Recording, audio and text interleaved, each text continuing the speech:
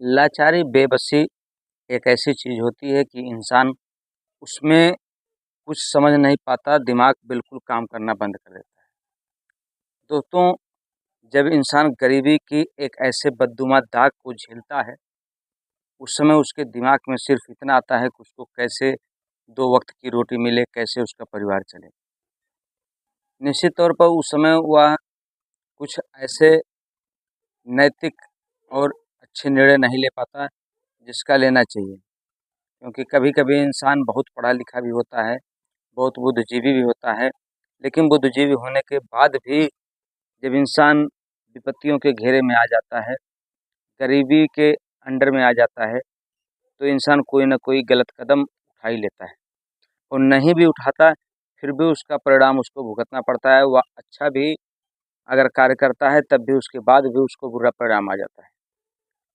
क्योंकि गरीब इंसान जब भी कोई कार्य करता है, तो बहुत सोच समझ के अवश्य करता है, लेकिन उसके बाद भविष्य का उसका जो आने वाला कल है, ना जाने कैसे ऑटोमेटिक अपने आप उसका बुरा परिणाम दे देता है। नमस्कार, प्रणाम, मैं मोनू भारद्वाज, यूट्यूब चैनल पर हृदय तल की गहराइयों से आपका हार्दिक स्वागत वंदन करता हूँ। आज की जो सच्ची घटना है, उसे सुनने के बाद आप जो है बिल्कुल समझ नहीं पाएँगे कि आखिर ऐसे कैसे हो रहा है, कैसे हो जाता है इस संसार में, इस देश में हमारे ऐसे-ऐसे किस्म के लोग भी पड़े हुए हैं। दोस्तों, उत्तर प्रदेश का एक ज़िला पड़ता है आजमगढ़, आजमगढ़ का एक थाना दीदारगंज। वहाँ की एक घटना है, एक परिवार रहता है, उसकी 3 बेटियाँ रहती हैं, बाप मज़दूरी करता है। जब बाप मज़दूरी करता है, तो मज़दूरी करके परिवार को जिलाता है। धीरे-धीरे सिलसिला चलता है, बच्चियाँ सयान होती हैं। डे बाय डे, दिन पे दिन चिंताएँ बढ़ती जाती हैं माता-पिता की, क्योंकि आमदनी थोड़ा-सा कम होती है। कभी काम लग जाता है, कभी काम नहीं लग पाता, इस करके परिवार में चिंताएँ बनी रहती हैं। हालाँकि जैसे-तैसे जीविका चलती रहती है। कुछ दिनों बाद जब लड़की सयान हो जाती है, बाप उसको पढ़ाते-पढ़ाते इंटर तक पढ़ा देते हैं, उसकी शादी कर देते हैं गाज़ियाबाद में। तो शादी जब गाज़ियाबाद में होती है, तो वहाँ से बताया जाता है कि 5 से 6 लोग आते हैं। 5 से 7 लोग आते हैं, वो गाड़ी का खर्च भी देते हैं, बारात का भी खर्च देते हैं। तो शादी हो जाती है, खुशीपूर्वक माँ-बाप जो होता है, रीति-रिवाज के अनुसार सारी क्रियाएँ करते हैं। क्रियाएँ करते हैं, विवाह संपन्न हो जाता है, उसके बाद जो है सुबह विदाई हो जाती है, लड़की हँसी-खुशी अपने ससुराल चली जाती है।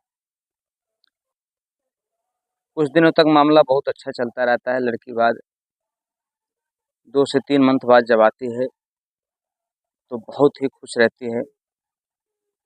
उसका बिल्कुल खान-पीने से बॉडी का जो डेवलप होता है, बहुत अच्छा हो जाता है। लोग सोचते हैं कि चलो कम से कम एक लड़की ऐसे परिवार में चली गई जहाँ की इसका भरण-पोषण बहुत अच्छी तरीके से हो गया। बहुत खुशी की बात होती है, लोग खुश भी रहते हैं और यहाँ तक कि अन्य लड़कियाँ भी उससे प्रेरित होने लगती हैं कि दीदी हमारी भी शादी उधर करा दो। क्योंकि वो जो लड़की कभी सर पे रखने के लिए कड़वा तेल नहीं होता था, आज उसके पास ठीक-ठाक बैलेंस है और अच्छी खासी लोगों में साड़ी, कपड़ा और अन्य सामग्री जो खाने-पीने की होती है, अच्छा खासा महिलाएँ होती हैं, वो भी संपर्क करते हैं कि बच्ची अगर आपके पास कोई देवर या और कोई लड़का हो अच्छा खासा, तो थोड़ा-सा बताइएगा हमें अपनी बच्ची के बारे में। लड़की कहती है चलिए ठीक है, कोई बात नहीं। उसके बाद जब लड़की दूसरी बार अपने ससुराल जाती है, तो वहाँ पर वो दर्दनाक घटना हो जाती है, जिसका किसी को अंदाज़ा नहीं। दोस्तों, वहाँ पर जाने के बाद जो लड़की का शौहर होता है, जो पति होता है, वो तो संबंध बनाता ही है, लेकिन रात में उसका जो ससुर होता है, उसके जो ससुर के साथ-साथ भसुर होते हैं, यानी कि जेठ होते हैं, उसके साथ-साथ अन्य 4 से 5 लोग जो होते हैं, संबंध बनाना शुरू कर देते हैं। जब इस चीज़ का लड़की विरोध करती है, तो उसको जान से मारने की धमकी देते हैं, यहाँ तक कि मारते भी पीटते भी हैं। लड़की अपने मायके फ़ोन के माध्यम से सूचना देती है कि मैं बहुत बीमार हूँ, किसी तरीके से मुझे यहाँ से लेके चलो। परिवार के लोग सोचते हैं लड़की तो ठीक-ठाक थी और अच्छा खासा ससुराल भी है, इस करके लोग बहुत ज़्यादा तवज्जो नहीं देते हैं लड़की की बात को, कहते हैं बेटा ठीक हो जाएगा सब बात। लेकिन कुछ दिन बाद 2-4 10 दिन के बाद फिर लड़की पुनः फ़ोन करती है रोते हुए, कि मुझे चाहे जैसे भी यहाँ से ले चलो, क्योंकि अगर मैं यहाँ पे रहूँगी तो निश्चित तौर पर मर जाऊँगी।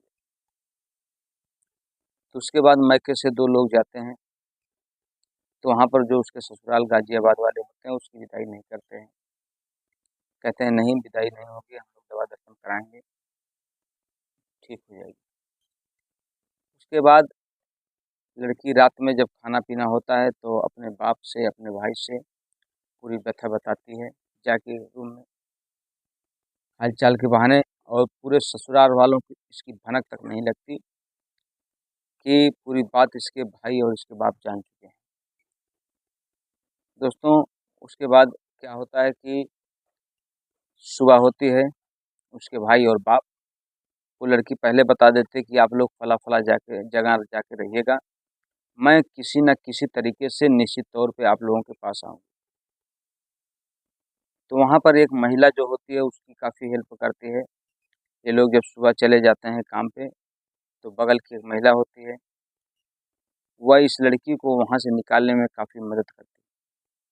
तो वह लड़की वहाँ से निकल पाती है तो अपने भाई और बाप के माध्यम से गाड़ी पकड़ के पुनः अपने मायके आ जाती है। जब यहाँ आती है, तो जब पहली मर्तबा आई थी तो लोगों ने देखा था कि काफ़ी हँसी-खुशी थी, चेहरे में काफ़ी खूबसूरती आ गई थी। लेकिन अब की बार जब वह लड़की आती है तो देखते हैं कि वही लड़की पहले की तरह बिल्कुल कटीली हो गई है, बिल्कुल दुबली-पतली हो गई। जब उससे पूछा जाता है तो वह लड़की पहले तो कुछ नहीं बताती, लेकिन धीरे-धीरे, धीरे-धीरे लोगों को बताती है, क्योंकि अन्य शादियाँ भी वहाँ पर होने वाली थी। तब वह लड़की बताती है कि अगर वहाँ पर शादी हो गई, तो मैं तो किसी तरीके से जान बचा के आ गई, लेकिन वहाँ पर ना जाने कितनी बहन बेटियाँ जो हैं कि अपनी अंतिम साँस तक प्रताड़ित होती हैं, झेलती हैं, ना जाने कितने मर्दों के साथ संबंध बनाती हैं, क्योंकि उनकी मजबूरी हो जाती है। उनको जान से मारने की धमकी दी जाती है, यहाँ तक कि कई लोगों को मार भी दिया जाता है। जब यह बात लोग सुनते हैं तो बिल्कुल सन्न हो जाते हैं, ये ऐसे कैसे हो गया, क्योंकि अन्य गाँव की जो औरतें थीं वो भी अपने बच्चों की शादी करने वाली थी। तो दोस्तों, हमारे कहने का तात्पर्य सिर्फ़ इतना है कि जब भी अपनी बेटी का, अपनी बहन का रिश्ता करें, तो अपने नज़दीक में करें, अपने जानने वाले लोगों में करें, अपने सजाती में करें। क्योंकि जब दूर-दराज का रिश्ता रहेगा तो निश्चित तौर पे आप वहाँ पर जाने के लिए तो सोचेंगे एक बार, और जब करीब का रिश्ता रहेगा तो किसी न किसी माध्यम से आपको खबर मिलती रहेगी। हमारी कहने का उद्देश्य आपको परेशान करना नहीं है, किसी का दिल दुखाना नहीं है, सिर्फ़ आपको जगाना है। दोस्तों, आप सचेत रहें, सतर्क रहें, सावधान रहें। मिलते हैं अगले वीडियो के लिए, तब तक के लिए जय हिंद, जय भारत, सादर प्रणाम।